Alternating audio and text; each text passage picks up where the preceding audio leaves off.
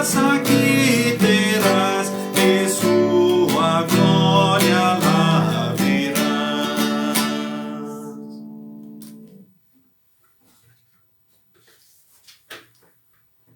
Uma boa noite a todos vocês, membros da Congregação Evangélica Luterana Cristo, aqui de Lajeado, Rio Grande do Sul. Quem está convosco é o pastor Mário Hartmann, pastor, então, desta congregação. A saudação também a todos aqueles que nos visitam, que se unem a nós, então, nesta noite. O pessoal lá de São Lourenço do Sul, seu Egon Tsel e família, né? Forte abraço. Mali Bernstein, Claudete Erdmann e os seus queridos ali do Larias, também nosso vice-presidente, grande Astor, boa noite. Abençoado estudo, sim, para todos. Clair von Millen, também, aí do bairro Montanha, né? Um abraço, né, também. Agnes Mantais, satisfação estarmos juntos. Boa noite, dona Vilma. Tudo tranquila? Também seu Lávio Bals, boa noite. Adelar Freeling, Desmar Dente, família. Nosso presidente Lorivaldo Nilo Lamp. E ainda também a Silvia Raunstein, Marlene Gino, Hildegard Martins, Eliane Rodrigues. É bom estarmos juntos. Aí também a saudação a Hilga Ferrari, né? A Tayla Hoffmann, lá de Nova Mutum. Um grande abraço, Tayla Hoffmann. Também muito bem-vinda. Valdecir Machado Rodrigues, também se unindo a nós. Deus abençoe a vocês todos mencionados. A saudação especial, então, a cada pessoa que se une a nós, que nos visita e que participa conosco nos estudos. Alguns já de longa data, né? Outros talvez pela primeira vez. Então, sempre muito bem-vindos a todos vocês. Quero convidá-los neste momento para falarmos com Deus, então, em oração. Em nome do Pai, e do Filho, e do Espírito Santo. Amém. Senhor Deus, amado Pai, nós queremos te dar graças aqui reunidos nesta noite, te agradecer pelo Deus que tu és, pelo teu grande amor, também pelo teu cuidado por cada um de nós. Queremos te agradecer por Jesus que foi humilde e obedeceu a ti até a morte e morte de cruz, e trouxe para nós e para todo aquele que nele crer o perdão, a salvação, a vida eterna. Queremos te agradecer pelo dia que tu nos deste e por podermos estar aqui reunidos então nesta noite para mais um estudo bíblico. Perdoe os nossos pecados, aumentes a nossa fé. Colocamos diante de ti a nossa vida, as ansiedades, as preocupações, os sonhos e te rogamos, dirija tudo pelo melhor de cada um de nós. Que seja tudo sempre para a tua honra e glória, o nosso bem e o bem do próximo. Haja em nós aqui no meditar da tua santa palavra, muito especialmente olhando para a história da paixão de teu Filho amado Jesus Cristo. Jesus que deixou a glória nos céus e aqui não achou demais no seu amor em seguir rumo à cruz para salvar a humanidade. Em nome de Jesus nós oramos, nas tuas mãos nos colocamos e de forma especial te pedimos também pelos que sofrem de uma e de outra forma. Não desampares os teus filhos que passam por tribulações, mas que possam sempre serem renovados na confiança, na esperança, na força, no ânimo, na coragem, todos os dias. Em nome de Jesus. Amém. Queremos, então, neste momento, cantarmos mais um hino do Inário Louvai ao Senhor, o hino de número 31. Hino 31 do Inário Louvai ao Senhor.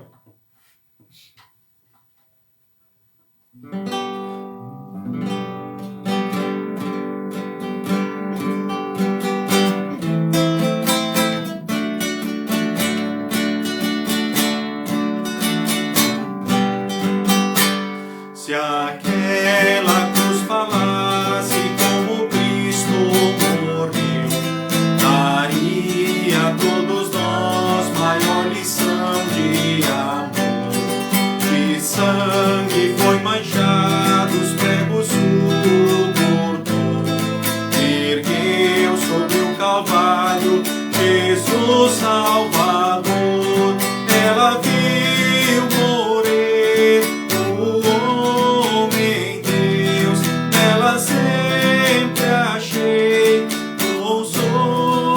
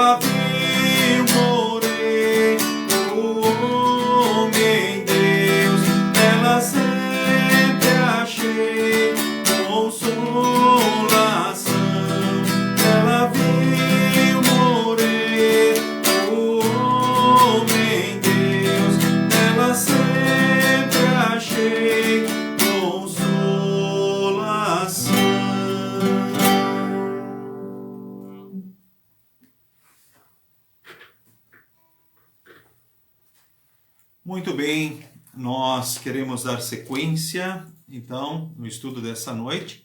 Hoje, então, tendo como base, Lucas capítulo 22. Então, Lucas capítulo 22 é o texto base do nosso estudo. Nós estamos aí diante da história mais bonita. Ou seja, não há outra história tão linda quanto esta, desde o princípio da humanidade, e assim o será até o final dos tempos. Essa é a história de Jesus, que fez tudo por você, fez tudo por mim. Enfim, nós queremos de uma forma especial ir lendo essa história, ir estudando parte a parte, então, nesta noite. Na semana, então, que antecede a Semana Santa, né? Então, semana que vem, então, Semana Santa, daí Sexta-feira Santa, né? E aí já o domingo de Páscoa, sábado, aleluia, domingo de Páscoa. Então, nós vamos, eu convido primeiramente a Luíse para ler para nós Lucas capítulo 22, então, do versículo 1 até o versículo de número 23, então, na primeira parte.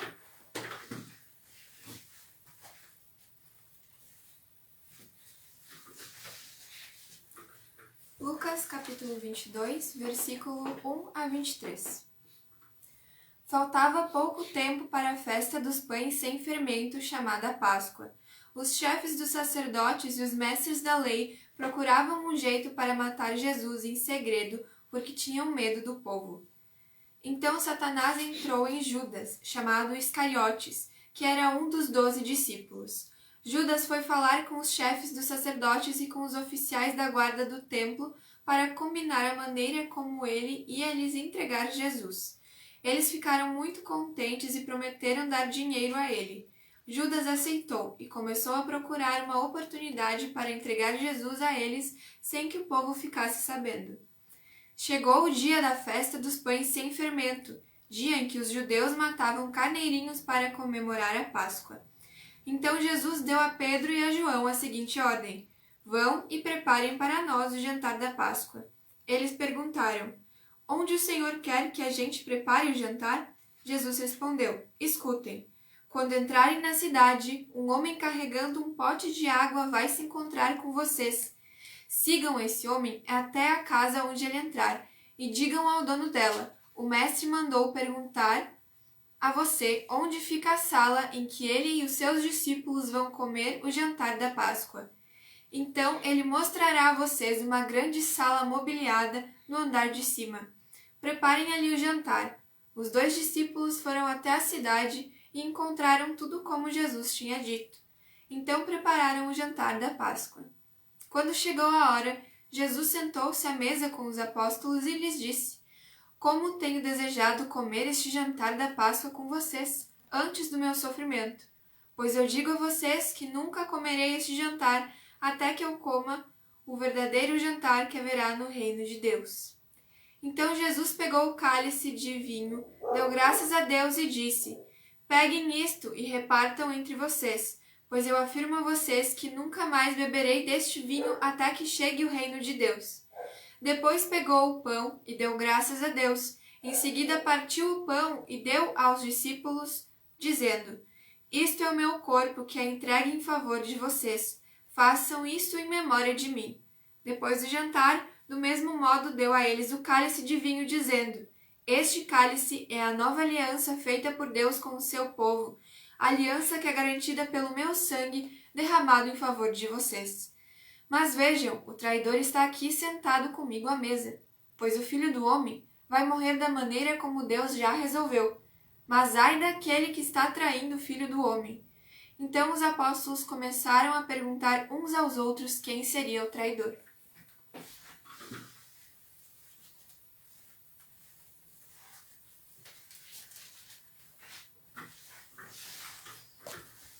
Então, lemos a primeira parte, então, do texto, que é base para o nosso estudo nessa noite.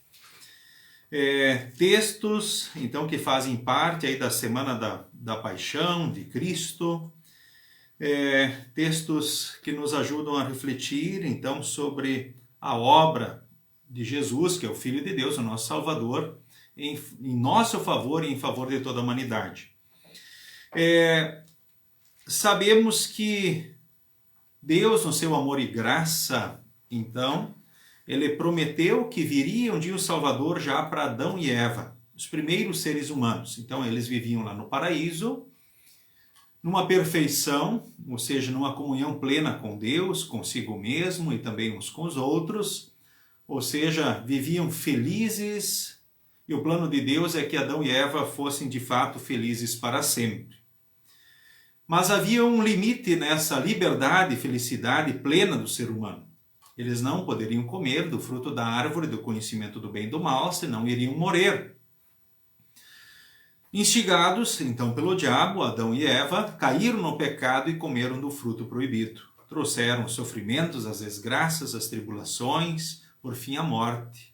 Ou seja, agora somos concebidos no pecado. Mas Deus, no seu amor e graça, então prometeu Jesus. Jesus, no tempo certo, ele veio. Ele deixa a glória nos céus, nasce pobre e humilde na estrebaria de Belém, e depois ele padece, sofre, morre, pelos pecados, então, de toda a humanidade. Importante dizer assim que esse plano de Deus foi motivado no seu amor e na sua graça. É claro que o diabo, com certeza fez de tudo, desde para tirar o ser humano já da condição do paraíso, dessa comunhão plena com Deus, e fez de tudo aquilo que ele podia para atrapalhar que Jesus aqui viesse e fosse dado cabo da sua missão, ou seja, que ele fosse levar a missão até o final. O próprio mundo, que por si só é mau, a própria natureza humana por si só, compactuou sempre contra Jesus e a sua obra. Mas Deus fez aquilo que de fato era preciso. Bom, o quanto os mensageiros de Deus no decorrer da história foram perseguidos. Quando chegou Jesus, não foi diferente. Jesus, o próprio Filho de Deus, ele também então foi perseguido, especialmente pelos líderes religiosos então do seu tempo, que haviam tomado conta então da igreja, se apossado da igreja, do templo de Deus, e estavam inclusive levando os frutos daquilo que era de Deus, ou seja, se apossando dos frutos que eram de Deus, ou seja, eles estavam tomando posse, assumindo o lugar. E assim, lamentavelmente, perseguiram Jesus. É claro que Deus transforma os males em bênçãos, E o próprio texto aqui do capítulo 22, que começa com essa narrativa, do plano para matar Jesus, ele diz ali que os chefes dos sacerdotes e os mestres da lei procuravam um jeito para matar Jesus em segredo, porque tinham medo do povo. Em segredo, porque tinham medo do povo. Mas era escancarado a vontade de acabar com Jesus, matar com ele. Mas eles tinham cuidado porque tinham medo do povo, porque Jesus tinha simpatia com relação às pessoas. Então o texto aqui é bem claro como acontece. Podemos lembrar de um outro momento assim muito especial, quando Jesus ressuscitou Lázaro, A ressurreição de Lázaro também mexeu muito então com os líderes religiosos, com a igreja, nos tempos de Jesus. E quando olhamos em João capítulo 11, lá no versículo 45 em diante, nós vemos lá que as pessoas que viram e testemunharam a ressurreição de Lázaro, ou seja, Lázaro estava morto já há mais dias, e aí Jesus vai lá e chama Lázaro para fora da sepultura. E ninguém queria abrir então a sepultura, porque ele já estava há mais dias, então lá, 4 dias que ele estava sepultado. No entanto, como Jesus pediu, abriram e Jesus chamou Lázaro e ele veio para fora. Mas aí o que acontece? As pessoas que viram que Jesus fez, creram nele. E aí algumas pessoas contaram aos líderes religiosos, e eles, instigados, o que é que vamos fazer? Esse homem está fazendo muitos milagres. Se deixarmos que ele continue fazendo essas coisas, todos vão crer nele. Aí as autoridades romanas agirão contra nós e destruirão o templo e o nosso país. Então a desculpa era proteção religiosa, proteção do templo, ou seja, do povo de Deus que estava dominado então pelos romanos naquele tempo. Sabemos que eram desculpas, mas era o desprezo, eles estavam sendo inimigos da cruz de Cristo, instrumentos de Satanás, contra a obra, então, de Jesus. E o texto na sequência, né, bom, os discípulos não estão livres da obra de Satanás. Nós, infelizmente, não estamos livres. O diabo, né, ele nos tenta transformar-nos de inimigos, ou seja, de amigos, né, de filhos de Deus, de inimigos da cruz de Cristo. Esse é o plano do diabo com relação também a cada um de nós. Nos transformar, então, de inimigos, ou seja, de amigos para inimigos da mensagem da cruz de Cristo. Então, precisamos estar sempre atentos, sempre alertas. E, infelizmente, na história, nós vemos aqui que Judas é tomado por Satanás. Ele tinha uma fraqueza que se evidenciava no decorrer dos anos. Essa fraqueza dele era o dinheiro. Ele era o tesoureiro dos discípulos e, infelizmente, então, a sua fama não era boa também, então, como tesoureiro dos discípulos.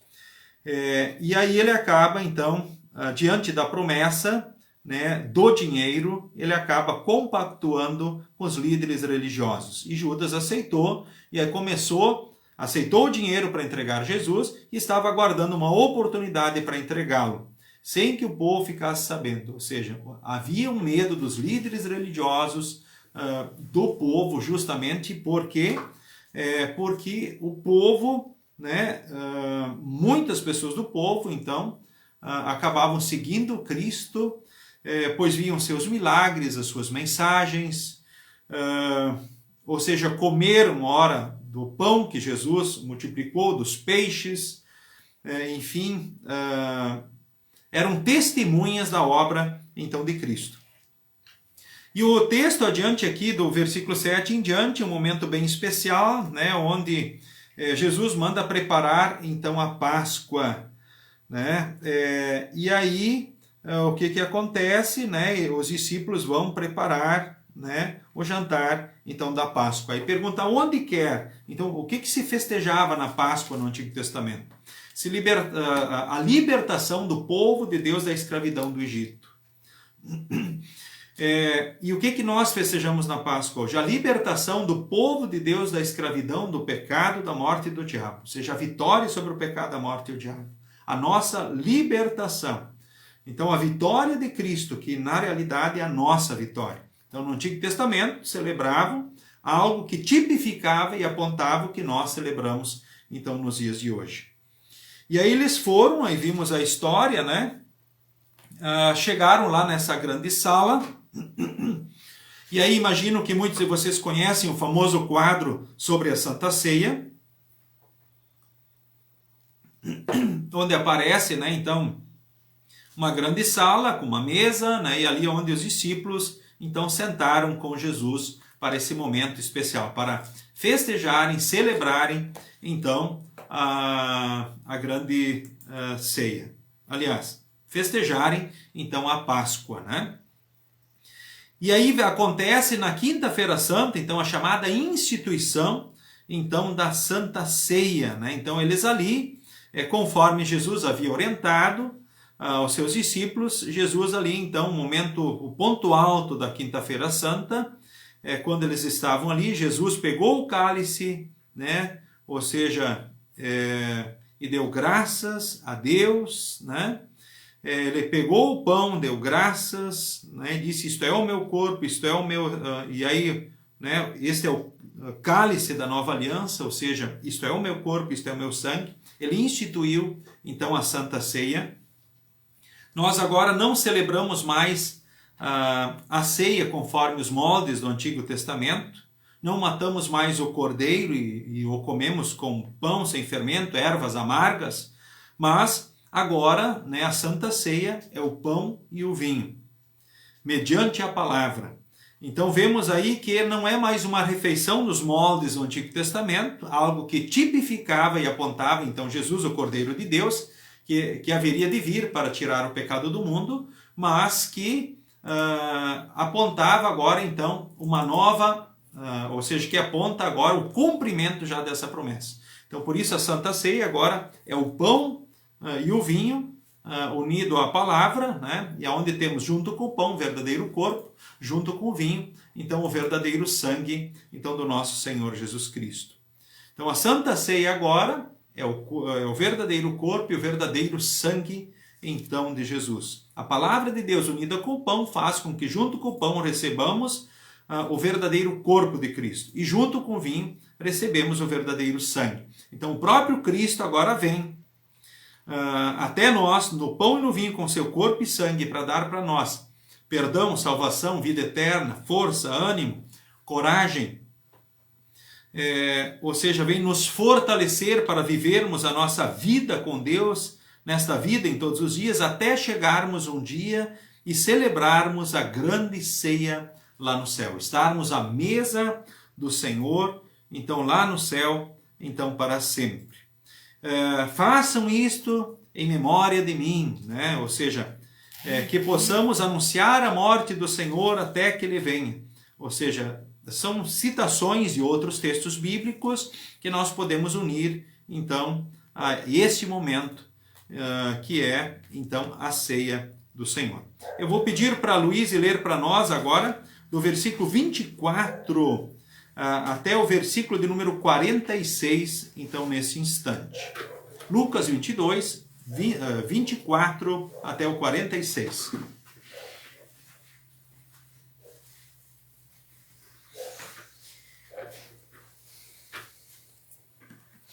Os apóstolos tiveram uma forte discussão sobre qual deles deveria ser considerado o mais importante. Então Jesus disse: os reis deste mundo têm poder sobre o povo, e os governadores são chamados de amigos do povo. Mas entre vocês não pode ser assim. Pelo contrário, o mais importante deve ser como o menos importante, e o que manda deve ser como o que é mandado. Quem é o mais importante? É o que está sentado à mesa para comer ou é o que está servindo? Claro que é o que está sentado à mesa, mas entre vocês eu sou como aquele que serve. Vocês têm estado sempre comigo nos meus sofrimentos. Por isso, assim como meu Pai me deu o direito de governar, eu também dou o mesmo direito a vocês. Vocês vão comer e beber à minha mesa no meu reino e sentarão em tronos para julgar as 12 tribos de Israel. Jesus continuou: Simão, Simão, escute bem. Satanás já conseguiu licença para pôr vocês à prova. Ele vai peneirar vocês como o lavrador peneira o trigo a fim de separá-lo da palha. Mas eu tenho orado por você, Simão, para que não lhe falte fé. E quando você voltar para mim, anime os seus irmãos. Então Pedro disse a Jesus: estou pronto para ser preso e morrer com o Senhor.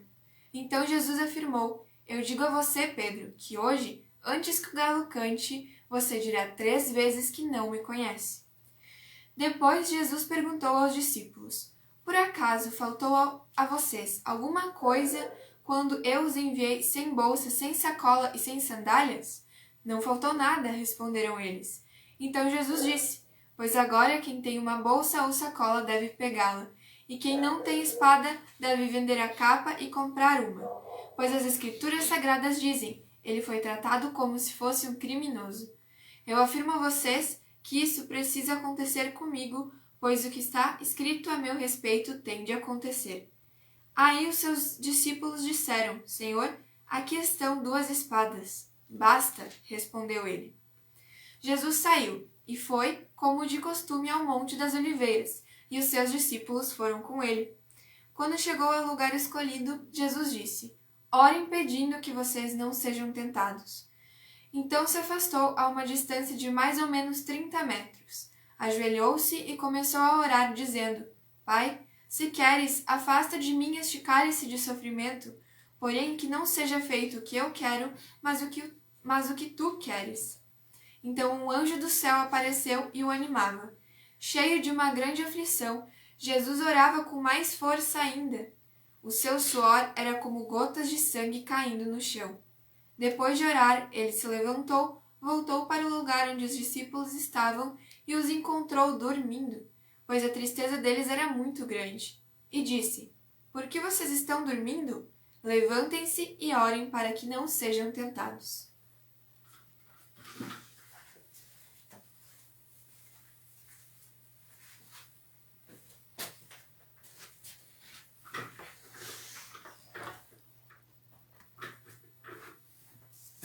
Com relação ao texto que nós acabamos de ler, né, nós podemos pensar, né, primeiramente, enfim, nós em Cristo nós temos perdão, salvação e vida eterna. Como filhos de Deus, corremos o risco de servirmos ao diabo, o mundo, a própria carne. Mas que Deus nos fortaleça sempre nesta fé, na palavra, na Santa Ceia, onde o próprio Jesus vem a nós, para que a gente possa permanecer firme contra as armadilhas que o diabo, o mundo e a carne trazem. E que um dos grandes frutos nosso, né, seja também a vida de serviço a Deus. A vida de serviço aonde? Na igreja, na família e no mundo. Porque a primeira parte agora do texto, quem é o mais importante, era o assunto aqui de Jesus com os discípulos, quem é o mais importante? Quando a gente olha para o mundo, aquele que é mais importante é aquele que talvez tem mais pessoas que estão ao seu dispor ou sob o seu comando. Ou as pessoas talvez que têm uma classe social diferenciada. Mas quando, né, se trata diante de Deus, quem é o mais importante? O próprio Jesus diz, né, aquele que é o mais importante. Quem são os mais importantes? Os mais importantes são aqueles que servem a Deus, servem ao próximo, enfim, na igreja, na família e no mundo. Servem a Deus e ao próximo onde estiverem. Esses para Deus são os mais importantes. Porque até o Filho do Homem não veio para ser servido, mas ele veio para servir e dar a sua vida em resgate por muitos. Ou seja, servir como? Servir com a vida, tempo, dons e bens. Esse é o nosso desafio continuado na igreja, na família e no mundo. E tudo que Deus nos deu aqui é para o nosso bem, né? E também o bem do nosso semelhante. Ou para servir como instrumentos na missão de Deus, para servir como instrumento na missão de Deus aonde estivermos. E sabemos que o dia que Deus nos chamar daqui, o que levaremos daqui? A fé e os frutos da fé. As obras nos acompanham e testemunham da nossa fé. E testemunham justamente do caminho que estávamos seguindo aqui, diante de Deus e também diante das pessoas, diante do mundo. Certo? Então, os mais importantes, né, do povo de Deus são aqueles que mais servem. Talvez alguns podem dizer, puxa, sempre eu faço tudo, sirvo, eu tenho que fazer, eu faço isso na igreja, eu faço isso na família, eu faço isso no mundo. Puxa, lembremos que é um privilégio poder servir. É melhor poder servir do que ser servido diante de Deus. Então, que nós possamos, motivados no amor e na graça, servirmos onde estivermos, dentro daquilo que Deus espera, não como nós queremos, mas como Deus espera que nós possamos fazer, então, diante de Deus, diante do próximo. O texto anterior, uma coisa que eu gostaria de destacar também é a questão de preparação para a Páscoa, né? Você se prepara agora para a Páscoa? O que você fez em preparação a essa época? O que preparos nós temos hoje com relação à Páscoa? Né? Que está se aproximando. Semana Santa, Páscoa, Quaresma, né? Semana Santa, Páscoa. Agora domingo, é o domingo de Ramos, né? Iniciamos então a Semana Santa. Que preparação nós temos? É legal a preparação? Com certeza é. E o que não pode faltar, né, é a preparação espiritual, né? O irmos ao encontro à palavra, né, e a Santa Ceia, o encontro com Jesus. A preparação externa das nossas casas também é interessante, é bonita e vai marcar para as crianças. Eu quero chamar a atenção então aos riscos. Um risco é a gente servir como Judas, servir ao diabo. Claro que Deus transforma os males em bênçãos, mas ninguém com certeza gostaria de nós fazer o papel do Judas diante de Jesus. Mas infelizmente muitas vezes nós também o traímos e o vendemos por pouca coisa. O outro risco é nós negarmos a Cristo com a nossa vida, enfim, talvez diante da família, diante dos amigos, negarmos a Cristo como Pedro negou. Mas Pedro se sentia tão bem, tão forte, diz, não, mas eu nunca vou te negar, eu nunca vou te abandonar. Olha, Pedro, antes que o galo cante, tu me negarás, então 3 vezes. Então, ninguém de nós como diz, que pense estar em pé, né? Não, pode ter certeza que ninguém de nós que está em pé, que está na fé, infelizmente também corre o risco de cair. Infelizmente nós que estamos em pé podemos cair também. Aquele que pense estar em pé, cuide para que não caia. Você lembra de algum momento que você talvez não teve coragem de confirmar que você é um cristão, que você vai à igreja diante dos teus amigos? Quando talvez apontaram o dedo, até fizeram piada ou chacota com relação a você, a tua fé? O próprio Jesus diz, aqueles que me negarem diante dos homens, também eu os negarei diante do meu Pai que está no céu. Ou seja, negar a Cristo é um pecado grave, tão grave quanto aquele que Judas cometeu, né? O de vender Jesus por algumas moedas. Negar Jesus, vender Jesus, trair Jesus. Ou seja, são todos pecados, e todo pecado é grave, existem consequências diferentes. Mas que bom que Pedro, depois, a gente vê que na história adiante, né, ele acaba, né, se arrependendo, né, e com certeza, né, ele não impediu o Espírito Santo de agir nele justamente esse arrependimento verdadeiro, e não agiu nele para que ele não desprezasse o perdão que Jesus então estava oferecendo a ele. O mesmo que ora foi oferecido para Judas. Mas Judas, infelizmente, impediu o Espírito Santo de agir nele e ele se autocondenou e seguiu então para o desespero. Queridos irmãos, queridos amigos, então corremos riscos, ora, talvez, quem sabe, de nos tornarmos inimigos da cruz de Cristo, trairmos Jesus, negarmos Jesus, talvez não nos importarmos mais nem com a época que estamos vivendo, mas que o Espírito Santo nos faça justamente sentirmos também essa época tão especial que estamos vivendo e que possamos refletir e sentir no coração como é maravilhosa essa história. E quando nos encontrarmos com Jesus na palavra e na Santa Ceia, que possamos sempre refletir, né, e estarmos em mente que é um encontro com o Senhor Jesus. Jesus é o próprio verbo, é a própria palavra que vem ao nosso encontro, da qual a gente precisa todos os dias. Ou seja, precisamos do culto, precisamos do estudo bíblico, precisamos da devoção, precisamos da Santa Ceia. O ideal é semanalmente esse encontro com o Senhor Jesus. Porque as tentações, as provações, as dificuldades, com certeza elas são grandes e precisamos de muito fortalecimento. Talvez aquilo que o cristão antigamente levava 3 meses para enfrentar ou sofrer, hoje talvez ele enfrenta numa semana ou por vezes num dia só. E aí vemos o quanto a gente precisa, né, aproveitar cada oportunidade de fortalecimento na fé em Jesus Cristo, que é único e suficiente, então, Salvador. Olhando também o outro aspecto, a importância ainda da oração, né? Ou seja, não querer resolver as coisas pelos nossos meios. Ali quando Jesus avisa os discípulos, né, e fala justamente do que aconteceria, né, com eles, ele diz aqui, ele fala justamente também da sua obra, sendo tratado então como se fosse um criminoso. Eu afirmo a vocês que isso precisa acontecer comigo, ou seja, eu vim para isso nesse mundo. Jesus veio aqui para vencer o pecado, a morte e o diabo. Ele precisava enfrentar esse momento, né? Mas Jesus lembra das orientações como discípulos e lembra também da necessidade então dele cumprir essa obra. Ele não poderia desistir dessa obra para vencer justamente esses inimigos que nós não poderíamos vencer, o pecado, a morte e o diabo.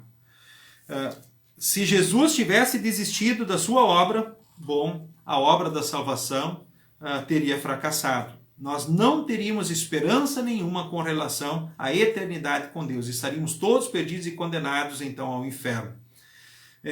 A preparação, o que chama atenção também ali do Jesus no Monte das Oliveiras, né, quando Jesus vai lá no Monte das Oliveiras, ele chega lá e ora então a Deus. E diz aos discípulos, orem também. O quanto nós precisamos sempre orar, o quanto é importante. precisaríamos orar sempre antes de todas as coisas. Você costuma orar antes de desafios que vocês têm, que vocês enfrentam na vida, antes de tomar decisões? Vocês costumam orar, falar com Deus? Então é muito importante então a oração.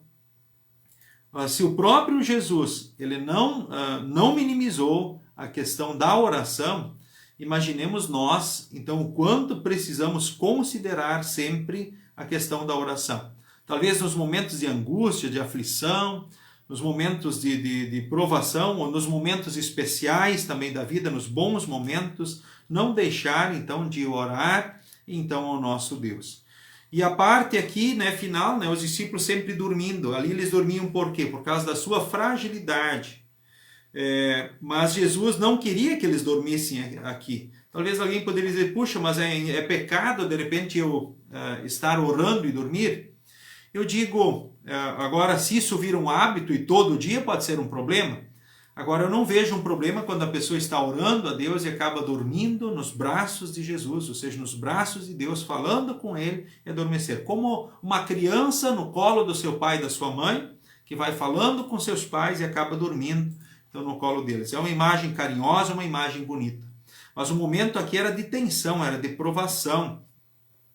E Jesus sentia profundamente na sua natureza humana a angústia, o peso daquilo que estaria aqui acontecendo. E aqui diz, o seu suor era como gotas de sangue caindo no chão. Ou seja, era uma situação muito tensa, uma situação, um momento assim muito difícil dentro dessa paixão, então, do próprio Cristo. Por quê? Eles estavam à porta de tudo aquilo que aconteceria. Ele sabia tudo o que vinha pela frente. Quando a gente pensa na vida, ora é bom a gente nem saber tudo aquilo que vem pela frente na vida, não é verdade? Como é bom a gente não saber tudo o que vem. Por exemplo, como é bom a gente não saber a hora que nós vamos partir desta vida. Só Deus sabe. Como é bom a gente não saber, por exemplo, algumas coisas da nossa vida, que é só Deus que sabe. Mesmo que a gente tenha certezas como cristãos, bonitas, orientações bonitas, seguras, mas é importante a gente sempre, com certeza, a gente orar e deixar sempre tudo nas mãos de Deus, que Deus dirige sempre o melhor da nossa vida. Então nós vamos agora à leitura do versículo 47 até o 71, então nesse momento.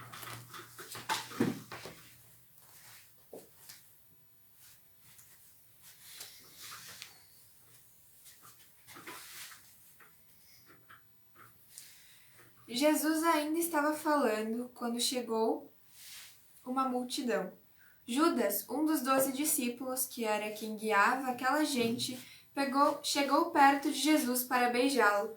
Mas Jesus disse, Judas, é com um beijo que você trai o Filho do Homem? Quando os discípulos que estavam com Jesus viram o que ia acontecer, disseram, Senhor, devemos atacar essa gente com nossas espadas? Um deles feriu com a espada o empregado do grande sacerdote, cortando a sua orelha direita. Mas Jesus ordenou, parem com isso. Aí tocou na orelha do homem e o curou. Em seguida disse aos chefes dos sacerdotes, aos oficiais da guarda do templo e aos líderes judeus que tinham vindo para prendê-lo. Por que vocês vieram com espadas e porretes para me prender como se eu fosse um bandido? Eu estava com vocês todos os dias no pátio do templo e vocês não tentaram me prender.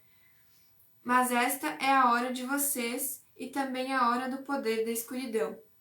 Eles prenderam Jesus e o levaram até a casa do grande sacerdote, e Pedro o seguia de longe. Quando acenderam uma fogueira no meio do pátio, Pedro foi e sentou-se com os que estavam em volta do fogo. Uma das empregadas o viu sentado ali perto da fogueira, olhou bem para ele e disse, este homem também estava com Jesus. Mas Pedro negou, dizendo, mulher, eu nem conheço esse homem. Pouco tempo depois, o homem o viu ali e disse, você também é um deles. Mas Pedro respondeu, homem, eu não sou um deles. Mais ou menos uma hora depois, outro insistiu, você estava mesmo com ele, porque também é galileu. Mas Pedro respondeu, homem, eu não sei do que é que você está falando. Naquele instante, enquanto ele falava, o galo cantou. Então o Senhor virou-se e olhou firme para Pedro, E ele lembrou das palavras que o Senhor lhe tinha dito: Hoje, antes que o galo cante, você dirá 3 vezes que não me conhece. Então Pedro saiu dali e chorou amargamente. Os homens que estavam guardando Jesus zombavam dele e batiam nele. Taparam os olhos dele e perguntavam: Quem foi que bateu em você? Adivinhe! E diziam muitas outras coisas para insultá-lo. Quando amanheceu, alguns líderes dos judeus, alguns chefes dos sacerdotes e alguns mestres da lei se reuniram. Depois mandaram levar Jesus diante do conselho superior. Então lhe disseram: Diga para nós se você é o Messias. Ele respondeu: Se eu disser que sim, vocês não vão acreditar. E se eu fizer uma pergunta, vocês não vão responder. Mas de agora em diante o Filho do Homem se sentará do lado direito do Deus Todo-Poderoso. Aí todos perguntaram: Então você é o Filho do Homem? Jesus respondeu: São vocês que estão dizendo isso. E eles disseram: Não precisamos mais de testemunhas. Nós mesmos ouvimos o que ele disse.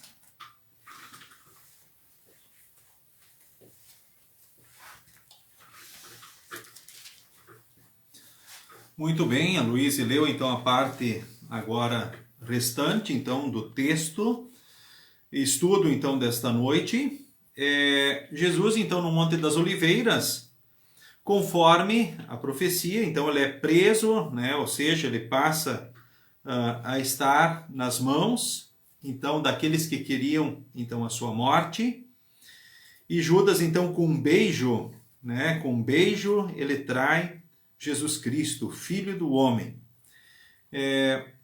Como Judas traiu Jesus? Bom, por dinheiro, um beijo. E aí o que acontece ali que chama atenção é justamente, né, as espadas. O Senhor, devemos atacar essa gente com nossas espadas. E um deles feriu com a espada o empregado do grande sacerdote e cortou a sua orelha, né? Mas Jesus disse: parem com isso. E aí ele vai, toca na orelha do homem e cura. Ou seja, ele cola novamente a orelha, então, deste homem, ali diante daqueles que iriam prendê-lo. Puxa, que cena! O filme A Paixão de Cristo mostra também essa cena assim, de uma forma bem interessante. E em seguida, daí, então, os chefes, né, dos sacerdotes, os oficiais da guarda do templo, os líderes judeus, que tinham vindo para prendê-lo, né? Por que vocês vieram com poretes, espadas, por isso para me prender? Como se eu fosse um bandido. Eu estava sempre com vocês, disse Jesus. Né? Algumas coisas aqui chamam a atenção. Jesus estava sempre com eles. Fazendo o quê? Anunciando a palavra, né? Por palavras e milagres. Ou seja, anunciando a mensagem, cumprindo o ofício profético. E ali, mais uma vez, ele fez isso. Mesmo diante daquilo que é natural do ser humano. Talvez agir por impulsos ou tentar resolver as coisas do seu jeito. Aqui fala espadas, né? Ou seja, um dos discípulos sacou a espada.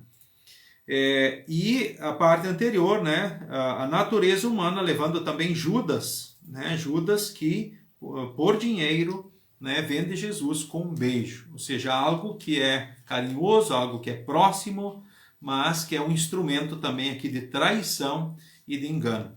E o texto, né, Pedro nega Jesus, conforme também Jesus já havia alertado a ele. Pedro, olha, não, Senhor, eu estou pronto para ser preso e morrer com o Senhor. Né? No versículo 34, daí Jesus disse: eu digo a você, Pedro, que hoje, antes que o galo cante, você dirá 3 vezes que não me conhece.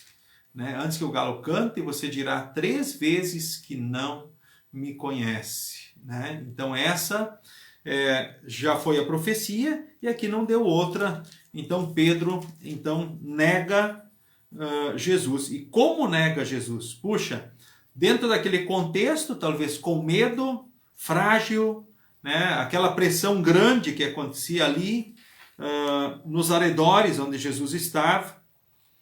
E diante desses apontamentos tão diretos, olha, esse homem também estava com Jesus. Mulher, eu nem conheço esse homem. Né? E aí depois vem um homem e disse: você também é um deles. Homem, eu não sou um deles. Né? Aí mais ou menos uma hora depois, outro disse: você estava mesmo com ele, porque também é galileu. Homem, eu não sei do que é que você está falando. E aí o galo cantou. Então o Senhor virou-se e olhou firme para Pedro, né? E ele lembrou então dessas palavras. Dentro de um paralelo dos evangelhos, né, tem uma citação a mais de Pedro, que Pedro, nesse último momento, ele diz mais ainda. Ele diz que Deus me castigue se eu não estou dizendo a verdade. Puxa, ele invocou a Deus, ele usou o nome de Deus em vão, ou seja, como chamando, ou seja, Deus até para castigá-lo se ele estivesse mentindo. Puxa vida, né?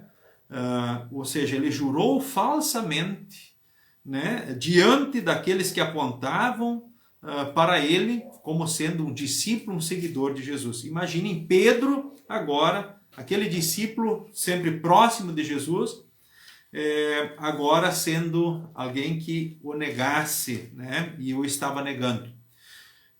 Mas pelo Espírito Santo, como disse antes, com certeza ele tocado ali, ele chora amargamente. Ou seja, ele vai ao arrependimento verdadeiro, ele não impede a ação do Espírito Santo como Judas fez. Ele sofre muito, né? Mas ele vive o perdão de Deus em Jesus. Ou seja, ele recebe o perdão do próprio Senhor Jesus Cristo. E depois, mais tarde, Jesus trata das feridas ocasionadas por esse momento tão complicado na vida de Pedro.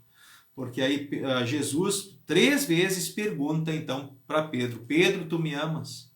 Aí ele: Senhor, tu sabes que eu te amo. Pedro, tu me amas? Senhor, tu sabes que eu te amo, né? Pedro, tu me amas? Tu sabes que eu te amo. E em cada uma das vezes posterior, Jesus sempre disse: apacenta as minhas ovelhas. Ou seja, Jesus disse para ele: Pedro, eu não desisti de ti. Tu é meu discípulo. Apacenta as minhas ovelhas, cumpre a missão. Né?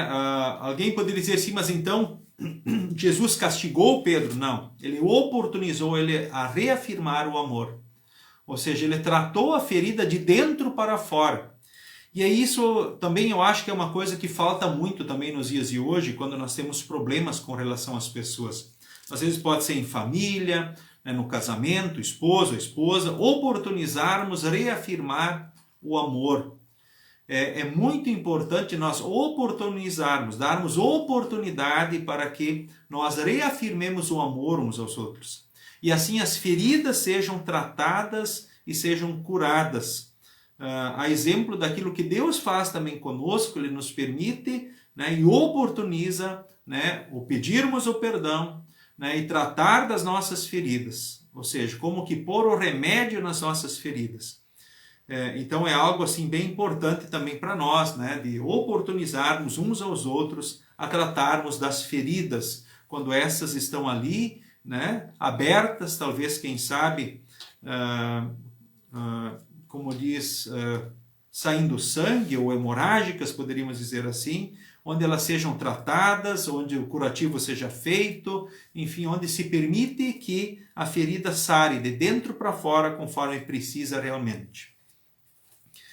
Pensemos então nesse aspecto, né? Então você tem muitas oportunidades de reafirmar Jesus. Talvez nós muitas vezes já negamos Ele na vida, né? Diante dos amigos, até diante da igreja, diante dos amigos, ou na administração daquilo que Ele nos concedeu, vida, tempo, dons e bens, mas Ele sempre renova e oportuniza para que a gente possa reafirmar também o amor que nós sentimos por Deus, a confiança nas suas palavras e promessas. E aí entra propriamente já o sofrimento de Jesus mais intenso, né? Os guardas batem em Jesus. Zombaria, ou seja, zombavam e batiam, tapavam os olhos. Quem foi que te bateu? Adivinhe? Será que Jesus não sabia quem batia nele? Com certeza, não é verdade? Com certeza ele sabia muito bem. E ele, com certeza, se quisesse se desviar das agressões ou impedir as agressões, ele poderia, enfim, ele é Deus e homem, né? Ou seja, pelo seu poder ele poderia, mas ele suportou tudo, foi humilde e obedeceu a Deus até a morte e morte de cruz. Como ele agiu diante dos seus acusadores? Ele sabia, ou seja, Jesus, né, o que nós podemos dizer, o próprio Deus, ele sabia dos pensamentos e intenções ali dos líderes religiosos. mas ele também sabia que eles estavam na sua maldade, servindo como instrumentos no plano da salvação de Deus. Mas ele ainda anuncia a mensagem, e aí eles ainda com ponto, ou seja, um motivo a mais de escândalo, né? Vão com força contra ele. Não precisamos mais de testemunhas.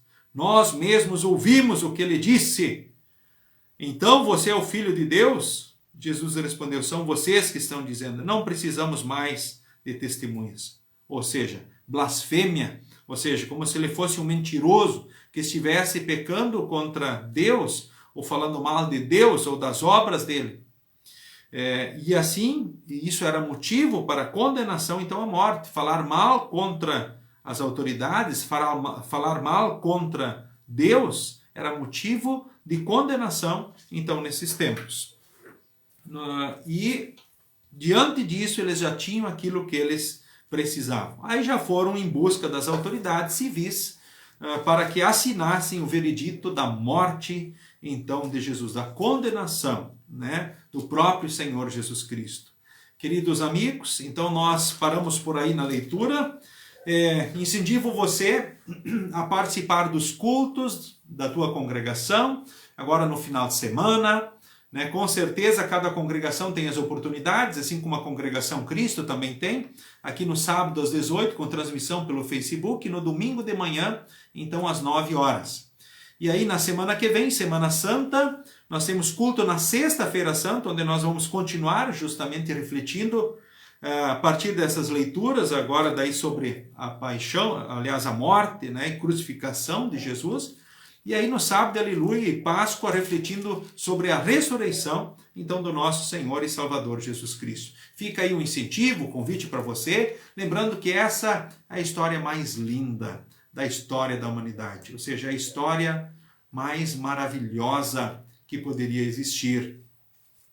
Certo? Então, a saudação a todos vocês aqui, né, que participaram do estudo, então, dessa noite, membros aí da Congregação Cristo, pessoas também que nos visitam e se unem sempre a nós. O estudo bíblico, o próximo estudo aqui será na terceira quarta-feira do mês, não semana que vem, mas no dia 20, então, de abril, será o nosso próximo estudo aqui, às 19 horas e 30 minutos, com transmissão aí pelo Facebook. Um abraço especial aí, o Jorge e a Lorena Volbeto, né, lá da linha Fátima, lá interior de Criciúmal, né, Deus abençoe vocês aí ricamente, né, o Jorge, a Lorena, seus queridos, Eloir Hirt, né, e família aqui do bairro Montanha, aí Marcelo Harley, né, o Corujito, popular Corujito ali do Larias, um grande abraço, Marcelo, né, que bom termos estado juntos, né, também Maria Helena Nunes Ribeiro, Verna Guitz, Eri Vander, lá de 3 de maio, Edila Arendt de Mato Leitão, forte abraço, ok, Valdecir dando a sua contribuição, Deus abençoe sempre, querido irmão, Leonilda Reisner, boa noite, Juleide Soares, né, Ilse Miller, né, grande abraço, dona Verna Guitz, Mari Breiner, né, Loina Bubbles Roots, Clarice Faki, dona Clarice, forte abraço, né, e o Eluir, Nelci Brito, Hilga Kelm, olha dona Hilga, né, seu Írio, forte abraço, lá esquina Uruguai, Criciúmal, Sheila Hirt, também Loiva da Silva, boa noite, Yasmini Bangeman, Elaine Spitzer, lá em Curitiba, um abraço para ti, para todos, Deus guarde, abençoe, o Clemente, né, a filha, enfim, a todos, e aí nessa luta, diante dos problemas de saúde, Deus abençoe e assista a todos vocês, muito especialmente o Clemente, que possa se sentir sempre no colo de Jesus. Márcia Bonenberg, forte abraço, né, Heidi Brum, lá de 13 de maio, olha que satisfação, né, o Alex, a Cristiane, Raunstein, né, Deus abençoe todos vocês e todos os demais aqui que participaram conosco no estudo dessa noite. Uma abençoada noite, abençoada semana para todos vocês. Encerramos esse momento orando juntos, então, a bênção do Senhor. O Senhor nos abençoe e nos guarde. O Senhor faça resplandecer o seu rosto sobre nós e tenha misericórdia de nós. O Senhor sobre nós levante o seu rosto e nos dê a paz. Amém. Boa noite para todos vocês. Sigam com Jesus e sigam bem. Até a próxima oportunidade. Amém.